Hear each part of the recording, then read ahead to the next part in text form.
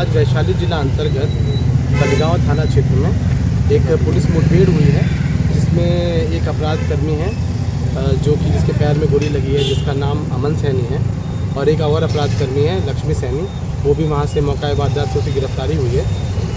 उनके द्वारा फायरिंग करी गई, जिसके जवाब में पुलिस जो हमारी समस्तीपुर पुलिस है वहाँ की DIU एवं जो STF की SOG है उनके द्वारा नियंत्रित रूप से कंट्रोल फायर किया गया, जिसमें एक गोली उसके पैर पर लगी है। अभी उनका इलाज चल रहा है। सभी कोई भी खतरे में नहीं है, सभी खतरे से बाहर है।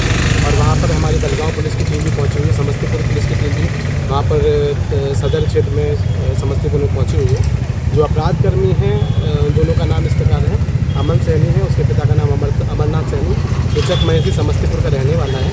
इसके ऊपर करीब 12 से 15 जो संपत्ति मूलक कांड हैं, मर्डर के केसेस हैं, आर्म्स एक्ट के केसेस हैं, ये पहले से दर्ज हैं।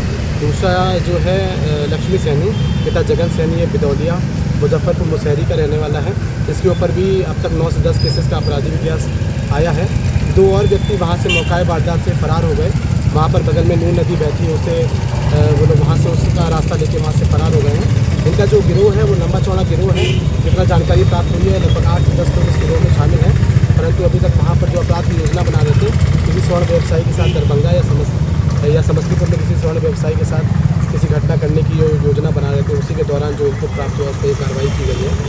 आगे भी हम लोग इस प्रकार से जो आगे जो बड़े अपराध कर्मियों के विरुद्ध इस प्रकार से पकड़ने की कार्रवाई करते हैं। अपने ज़िले में भी उन पर हाँ, हमारे ज़िले के 2 केस जो हैं, एक बलगांव थाना क्षेत्र अंतर्गत 11 जून को जो दिग्गी फतेहपुर है वहाँ पर एक बाइक लूटने का और 7,000 रुपये लूटने का केस था, उसमें इन्हीं के द्वारा कारित किया गया है।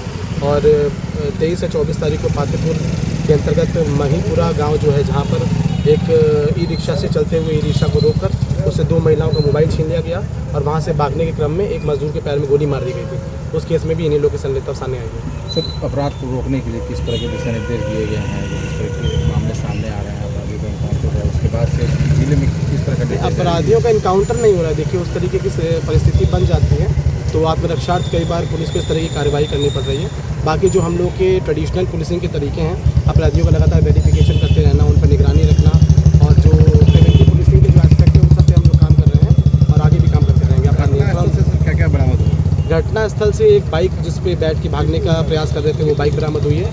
उनका जो स्लीपर्स है वहीं पर छूट गई हैं भागने के क्रम में, उनके जो चप्पलें हैं वो बरामद हुई हैं। 2 पिस्टल बरामद हुई है।